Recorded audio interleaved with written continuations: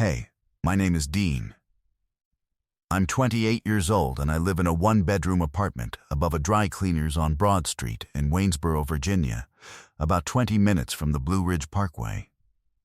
The apartment is small enough that I can stand in the kitchen and touch the living room wall, which is also the bedroom wall, because they are the same room. I don't mind it. I've never needed much space. Everything I own fits in 2 boxes and a duffel bag, which is an occupational habit I picked up from spending my days packing and unpacking other people's entire lives.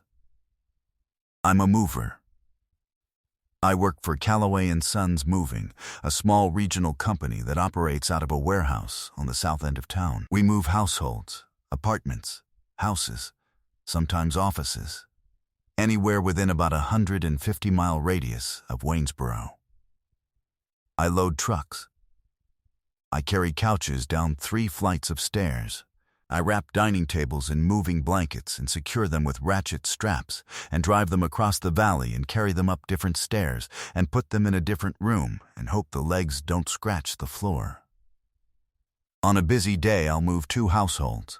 On a slow day, I'll move one and then come back to the warehouse and do inventory or maintenance on the trucks or reorganize the blanket storage, which nobody does properly except me and Walt. The work is physical in a way that people who haven't done it don't fully understand. It's not gym physical. It's 12 hours of carrying asymmetrical weight up and down stairs in July heat or January cold, adjusting your grip 40 times a load, keeping your center low so the box of books doesn't pull you sideways on a wet ramp. You learn things doing this work. You learn to read a room before you pack it, where the weight is, what's fragile, what the customer will watch you carry, and what they don't care about. You learn that the heaviest boxes are always books, and the lightest are the ones people forgot to tape shut. You learn that a house tells you everything about the person leaving it before they say a word, and a house tells you everything about the person arriving before they've hung a single picture. My days start at 6 when I get to the warehouse. I check the truck, load the blankets and dollies, review the job sheet, and drive to the pickup. I work until the job's done, which is sometimes 4 in the afternoon and sometimes 9 at night. I come home, shower until the hot water runs out, eat whatever I can make in one pan, and lie on my bed and feel every staircase I climbed that day in my knees and my lower back. On weekends, I do laundry and go to the hardware store for things the apartment needs, and sit on the metal staircase behind the dry cleaners and watch the Blue Ridge go purple in the evening light. I don't go out much.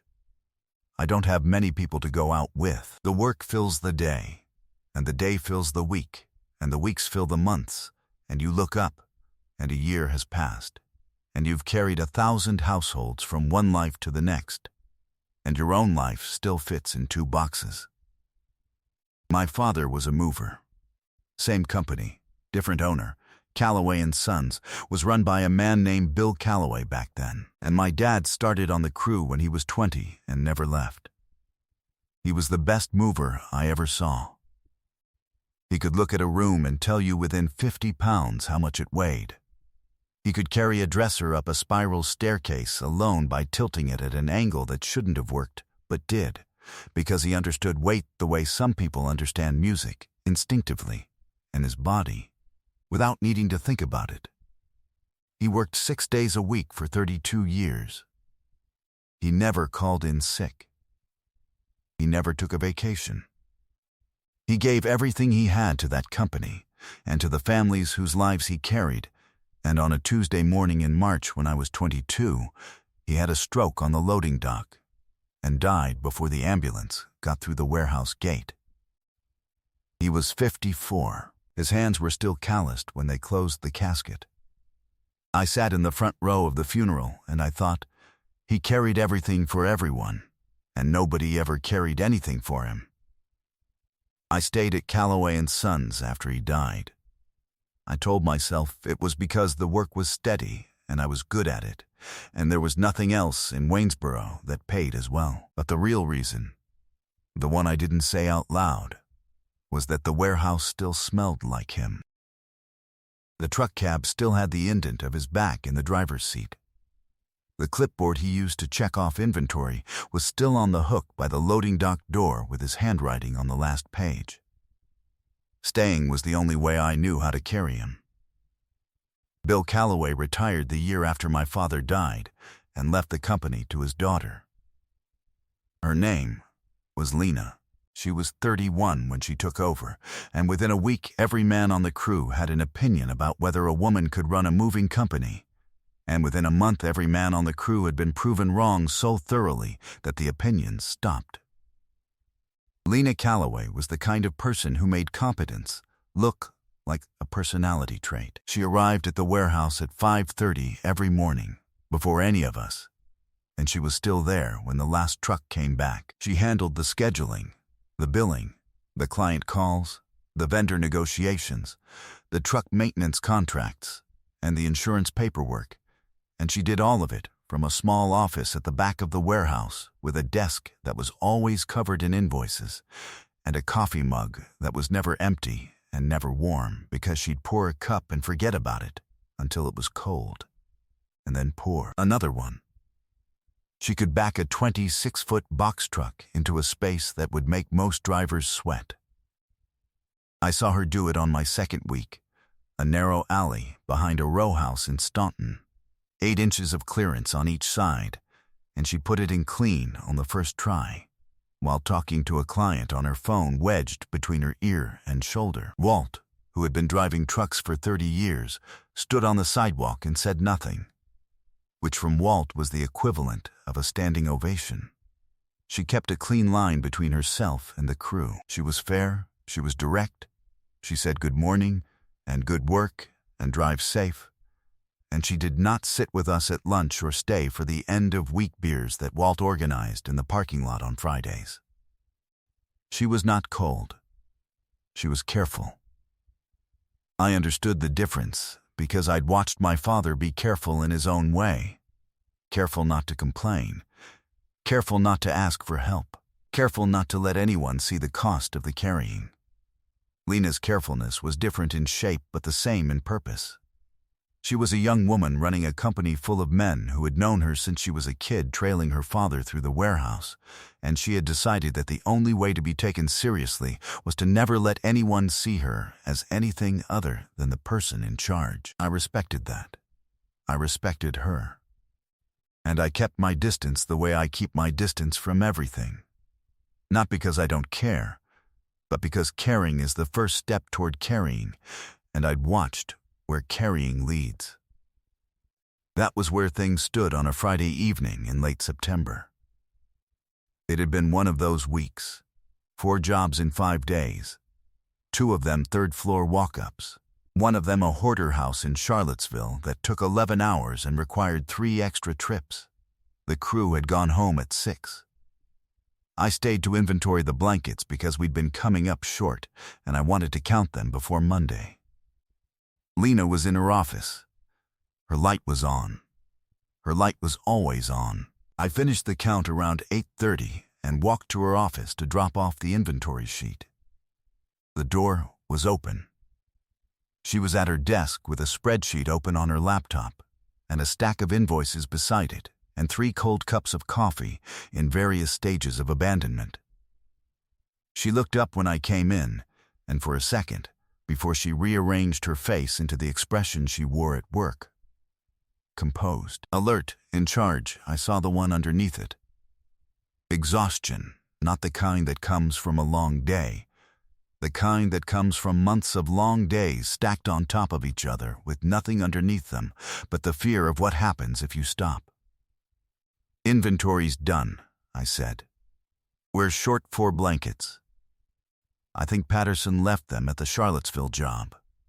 I'll call them Monday, she said. She rubbed her eyes with the heels of her hands, the way you do when your eyes have stopped cooperating. Thanks for staying. It needed doing. You always say that. It's always true. She almost smiled.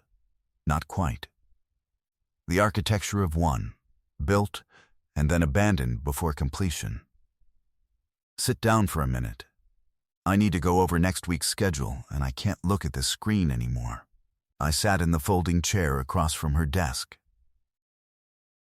She pulled the schedule from under a stack of papers and spread it on the desk between us, and started going through the jobs, addresses, crew assignments, truck allocations.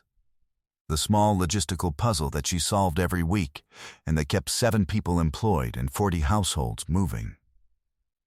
She talked through it the way she talked through everything, precisely, efficiently, without wasted words. I noticed things. I noticed that her handwriting on the schedule was smaller than usual, which meant she was tired. Because when Lena was sharp, her handwriting was bold, and when she was exhausted, it contracted, as if even her pen was conserving energy. I noticed that she hadn't eaten. There was a granola bar on her desk, still in its wrapper, from a box I'd seen her open that morning. I noticed the dark circles under her eyes that she'd stopped bothering to cover. I noticed because noticing is what I do. I read rooms. I read weight. I read the way a space tells you what's really happening before anyone says a word. She was pointing at Thursday's job, a 3-bedroom in Lexington, estate cleanout, the kind of job that's heavy in every sense. When her voice slowed, the words got further apart. Her hand stopped moving on the schedule, and then so gradually that I didn't realize it was happening until it had already happened, her head tipped to the left and came to rest against my shoulder.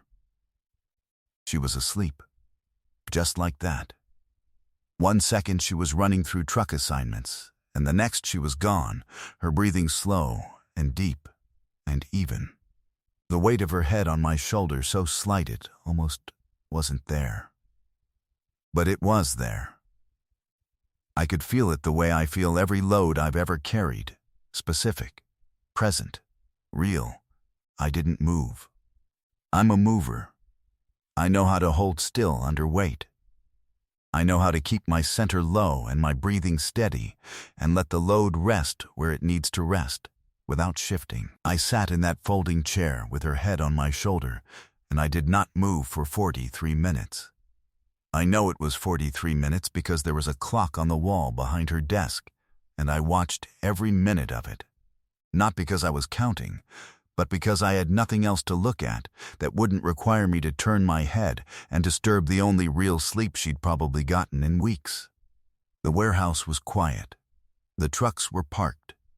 The loading dock door was down. The only sound was her breathing and the hum of the security light outside the office window and the distant rhythm of traffic on Route 250. I sat there and I felt the warmth of her against my arm, and I thought about my father and how he used to say that the hardest carries are the ones where you can't set the load down because there's nobody to hand it to. He was talking about a piano on a staircase. He could have been talking about Lena. She woke up at 9:13. I felt the change before I saw it. A small intake of breath. A stiffening, the exact moment consciousness returned and brought with it the awareness of where she was and what had happened. She straightened. She pulled away from my shoulder. She looked at me, and I saw it cross her face in sequence. Confusion, recognition, embarrassment, and then something fast and defensive that slammed down over all of it like a loading dock door. "Pretend this never happened," she whispered. She said it the way you say something you need to be true, not something you believe. She said it like a person who has spent 2 years making sure no one on her crew ever sees her as anything less than the person in charge. And in 43 minutes of sleep, she had shown the one person she couldn't afford to show exactly how tired she was, exactly how human she was, exactly how much she needed someone's shoulder, and how little she would ever admit it. "Okay," I said. She straightened the papers on her desk. She closed the laptop. She picked up 2 of the 3 cold coffees and carried them to the sink in the break room. When she came back, she was Lena Calloway again, composed, efficient, in charge. But I had seen the other one. The one who fell asleep in 40 seconds because her body had been waiting months for a moment of safety, and my shoulder had been it. I drove home and sat on the metal staircase behind the dry cleaners and looked at the mountains going dark, and I thought about 43 minutes, and the weight of a woman's head on my shoulder, and how it was the lightest thing I'd ever carried and the heaviest thing I'd ever felt. Monday was normal. She said good morning. I said good morning. She assigned the jobs. I loaded the truck. We did not mention Friday. The pretending was easy because we were both professionals, and professionals are very good at not saying the true thing when the true thing would make the work complicated. But something had shifted. Not in the way we spoke or the way we worked. Those stayed the same. It shifted in the way I noticed her, which was a problem, because I had already been noticing her more than was strictly professional, and now I couldn't stop.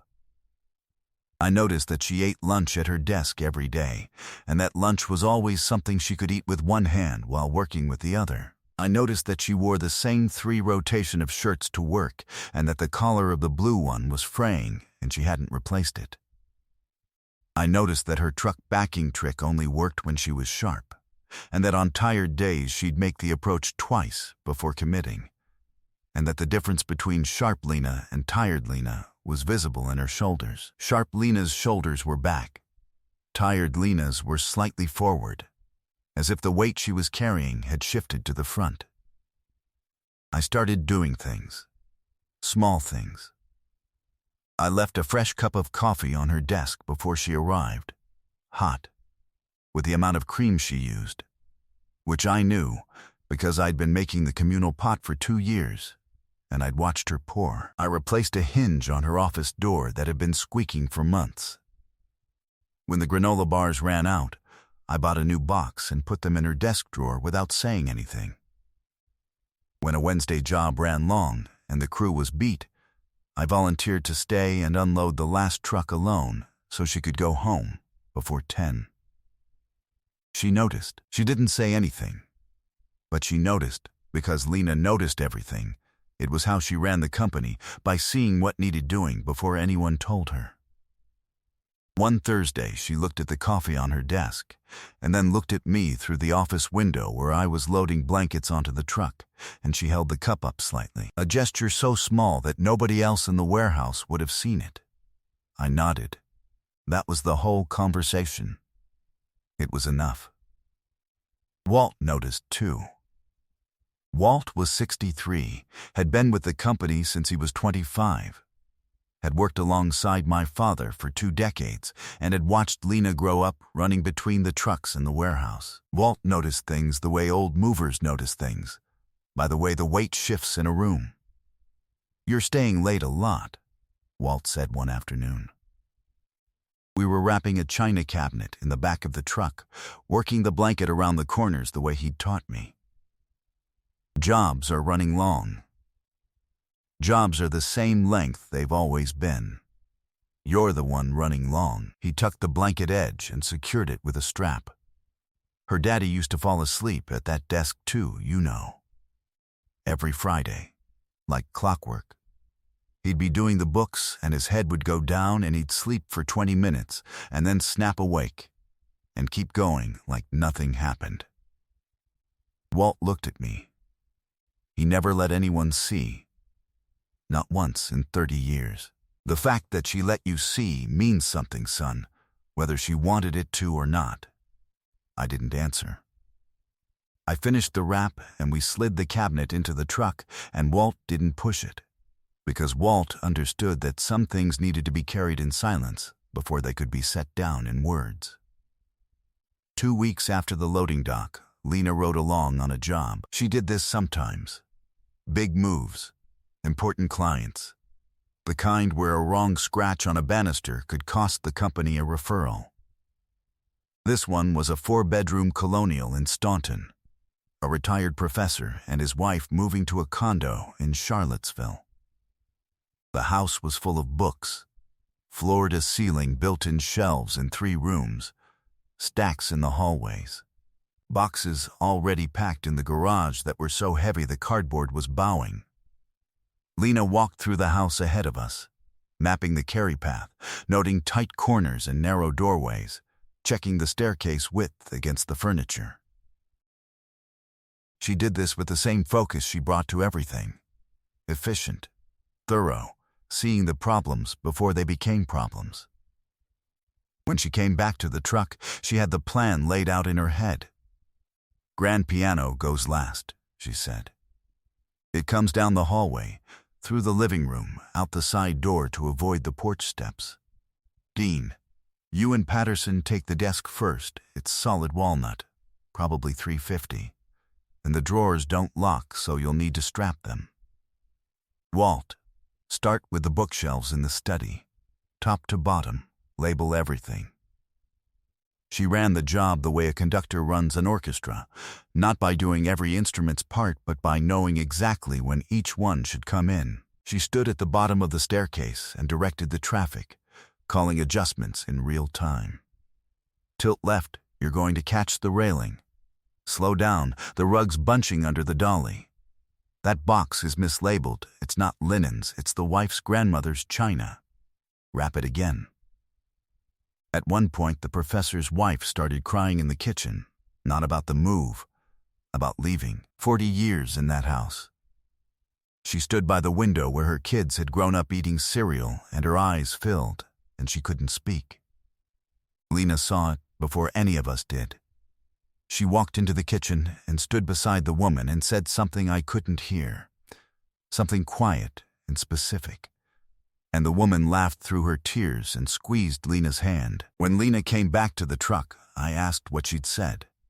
I told her that the window goes with the house, but the view goes with her, she said. People don't mourn rooms. They mourn what they could see from them. I looked at her. She looked at the clipboard and made a note and didn't look up, but I could see the faintest shift in her jaw. The one that happened when she'd said something real and was already regretting that someone had heard it. The job where everything changed between us. Not the doc, not the coffee. But the moment I stopped being able to pretend I wasn't carrying something when I looked at her was a Saturday move in mid-October. Small job. 1-bedroom apartment. A young woman moving out of a place she'd shared with someone who was no longer there. Half the furniture was gone already. The closet had gaps. It was the kind of apartment that told you everything in the silence of what was missing. The woman was quiet and red-eyed and holding herself the way people hold themselves when they're trying to get through the next hour without falling apart. Lena handled her the way she handled the professor's wife, with a competence that doubled as kindness. She walked the apartment, told the woman exactly how long the move would take, asked which boxes should be loaded first and which ones she wanted to keep close, and when the woman pointed to a small box labeled his stuff and asked if we could just leave it, Lena said, "We'll put it on the truck. You can decide later. You don't have to decide anything today." I was carrying a bookshelf down the stairs when I passed Lena coming up.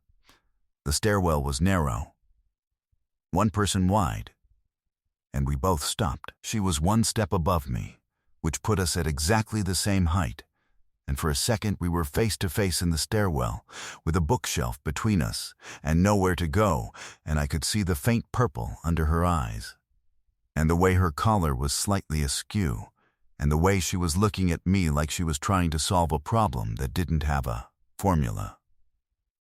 "I'll back up," I said. "No," she said. "I'll go around." She turned sideways and pressed against the wall, and I pressed against the other wall, and she slid past me with the bookshelf between us, close enough that I could smell the coffee on her and the faint trace of whatever soap she used. And for 2 seconds we were closer than we had been since the loading dock. She didn't look at me as she passed, but her hand, the one nearest my side, brushed against my arm. Briefly, lightly. The way a thing happens when you're not sure if it happened or if you wanted it to happen so badly that you invented it. Then she was past me and going up the stairs, and I stood there holding a bookshelf and understanding that this was no longer something I could carry in silence. A month after the loading dock, a Friday again, late again, the warehouse empty again. Lena called me into her office. She was sitting at her desk, but not working. The laptop was closed. The invoices were in a neat stack. She was sitting with her hands flat on the desk, the way a person sits when they've made a decision and are preparing to say it. "Close the door," she said. I closed it. "My father left me this company with $200,000 in debt," she said. She said it flat, the way you state a load weight. "He refinanced the trucks twice. He borrowed against the warehouse. He took a second mortgage on the house I grew up in. He did all of this in the last 3 years of his life, and he never told me. I found out the week after his funeral, sitting in this chair, reading a stack of letters from the bank that he'd been keeping in the bottom drawer." She opened the bottom drawer. It was empty now, but I understood that it hadn't always been. "I have been running this company for 2 years on no sleep and no margin and no plan, except to make next month's payment, and then figure out the month after that. I have not taken a salary in 4 months. I sold my car, and I drive the company truck. I have not told anyone on this crew because the moment they know, they start looking for other jobs, and if they leave I can't make the deliveries, and if I can't make the deliveries I lose the contracts, and if I lose the contracts I lose everything my father built and everything his father built before him." She looked at me. Her eyes were dry. Her jaw was set. But underneath the composure, I could see the same thing I'd seen the night she fell asleep. The exhaustion of a person who has been carrying a load alone for too long with no one to hand it to. "I'm telling you because you stayed," she said. "You stayed that night, and you didn't move for 43 minutes.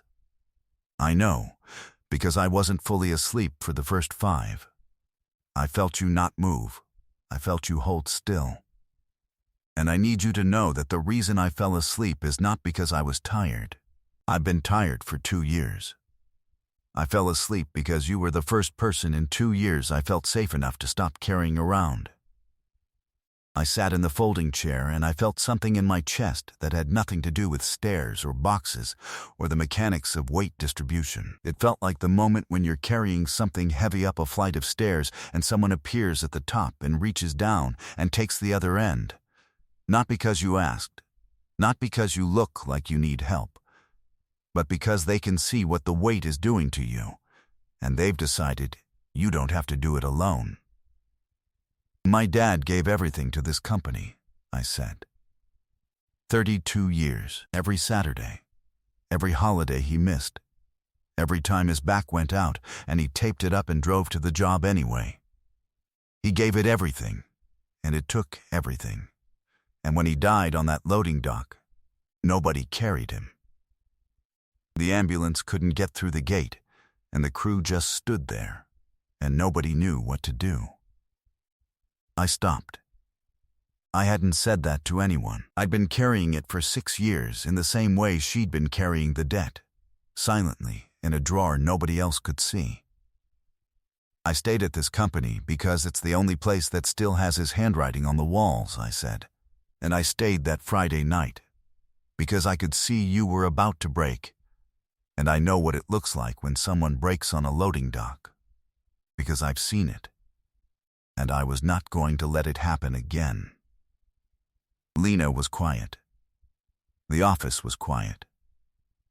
Through the window I could see the warehouse, the trucks parked in their row, the blankets folded on the shelves, the loading dock where my father had died, and where she had rested her head on my shoulder.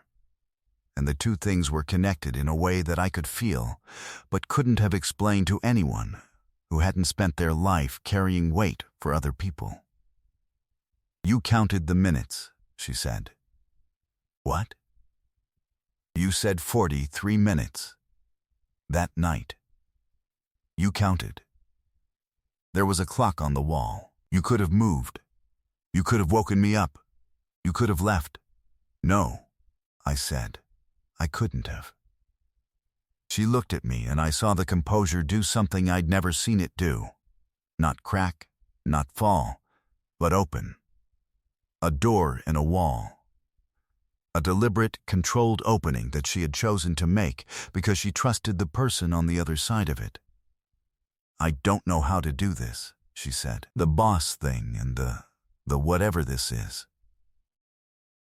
I don't know how to be in charge of you at 7 in the morning and then sit on the loading dock with you at 9 at night and let you see me like this.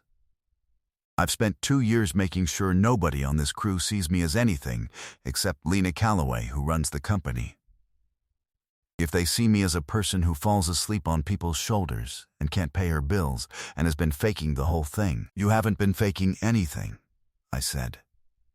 You've been carrying a $200,000 debt and a 7-person crew and a warehouse and 3 trucks and your father's legacy, and you've done it for 2 years without dropping anything. That's not faking.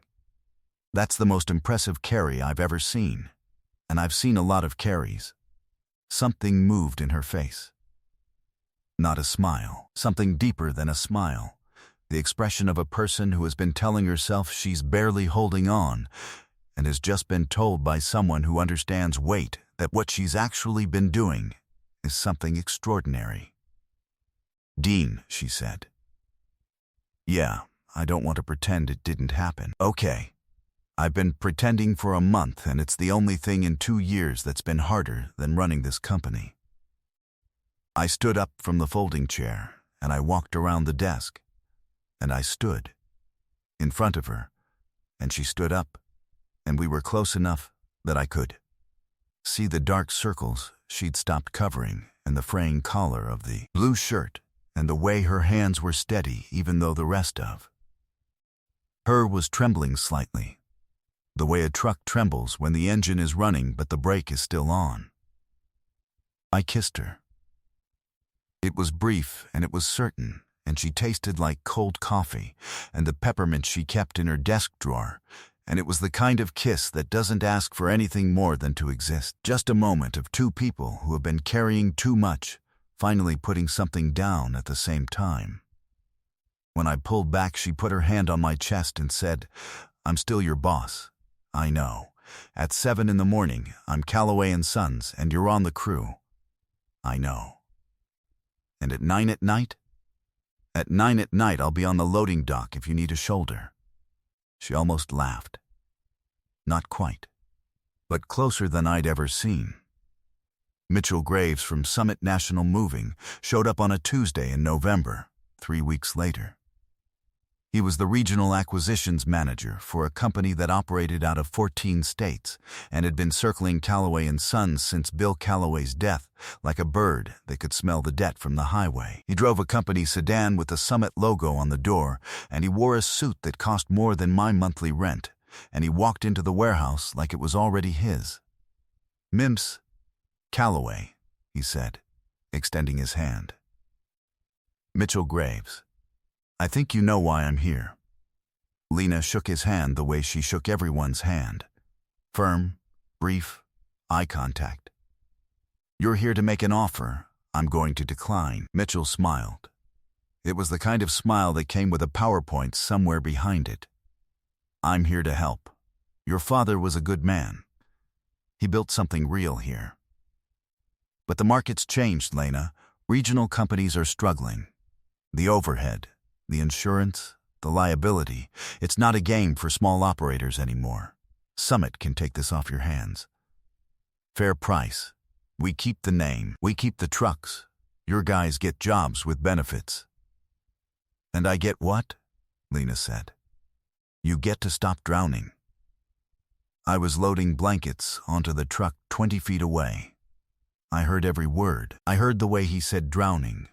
Not with concern, but with the confidence of a man who had looked at her books and already calculated the exact depth of the water, and was offering a life raft that happened to come with a deed of sale.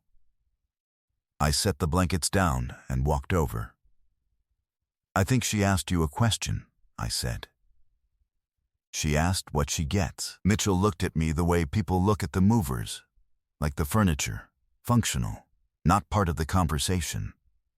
This is a business discussion. This is her business. And you're standing in her warehouse. Dean, Lena's voice. Not sharp, not warning, just my name, said the way she said it, when she needed me to know she had this. She turned to Mitchell. My father built this company from a single truck and a handshake. His father started it with less than that. I have a crew of 7 men who show up every morning because they trust that this place will be here tomorrow. I have clients who call us because they know we'll carry their grandmother's china cabinet like it's our own. I'm not going to hand that to a company that sees my warehouse as a line item and my crew as headcount. Lena, with all due respect, your books, my books are my business. Mitchell, not yours. Your father couldn't make the numbers work. What makes you think? I am not my father. She said it quietly, but the quiet was the kind that fills a room.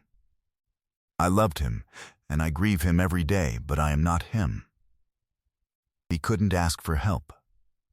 He hid the debt in a drawer and worked himself into the ground rather than tell anyone the truth. I'm not going to do that. I'm going to pay the debt off, one job at a time, with the crew I have. And when it's done, this company will still have my name on the door and your name will still be on a business card that nobody in this town asked for. Mitchell stood in the warehouse, and his smile was gone, and in its place was the expression of a man who had expected a transaction and had received a wall instead. He looked at Lena, and then at me standing behind her, and then at Walt, who had come out of the truck bay and was leaning against the loading dock door with his arms crossed, and the particular look of a man who has been waiting 30 years to watch a Callaway say exactly that. Mitchell left.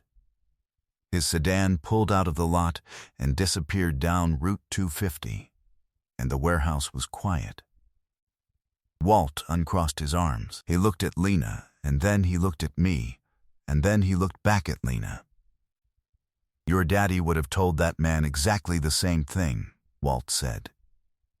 Except he would have used worse language. Lena laughed. Actually laughed, a real one, full, starting in her chest, and coming out unguarded. It was the first time any of us had heard it. Walt looked at me and raised his eyebrows about 1/4 of an inch, which from Walt was the same as saying everything I needed to hear. 7 months later, the company was still Callaway & Sons. The debt was not gone. $200,000 doesn't disappear in 7 months, but it was smaller. Lena had restructured the payment plan, picked up 3 new commercial contracts, and started a weekend small move service for people who only needed a single room relocated. It was my idea, which I had mentioned once on the loading dock, and she had turned into a business plan by Monday morning with a rate sheet and a marketing flyer and a scheduling template. That was Lena. You handed her a thought, and she built it into a structure that could bear weight. We were together, not in the way that makes a warehouse awkward. At 7 in the morning she was the boss and I was on the crew, and the line was clear and respected. But after the trucks were parked and the crew went home, the line softened, and we existed in the space that opened up on the other side of it. She came to my apartment on evenings when the numbers were too heavy to carry alone. I brought dinner to her office on nights when she forgot to eat, which was most nights. We sat on the loading dock after dark and talked about the jobs and the contracts, and her father and my father, and the way this company had held both of our families and broken both of our families, and was somehow still the place where we had found each other. Walt retired in April. His knee finally won the argument he'd been having with it for a decade. On his last day, Lena gave him a framed photo of the original Callaway & Sons truck from 1971, and Walt held it and looked at it and said, I loaded that truck the day your granddaddy hired me. I was 25, and I could carry a refrigerator up a flight of stairs without breathing hard. He looked at me. Now this one does the carrying, and he's better at it than I was, which I will deny saying if you ever repeat it. On a Friday evening in May, I was sitting on the loading dock at the end of the day. The trucks were parked. The warehouse was quiet. Lena came out of her office and sat beside me, the way she had that night in September, except this time there was no schedule between us. No pretending, no professional distance carefully maintained. Just two people sitting on a dock with their legs hanging over the edge and the Blue Ridge going purple in the last of the light. She leaned her head against my shoulder, deliberately, with her eyes open. 43 minutes, she said. What about them? I think about them a lot. That night, you not moving. Anybody else would have woken me up. Anybody else would have said something, or shifted, or gotten uncomfortable. You just sat there. It needed doing, I said.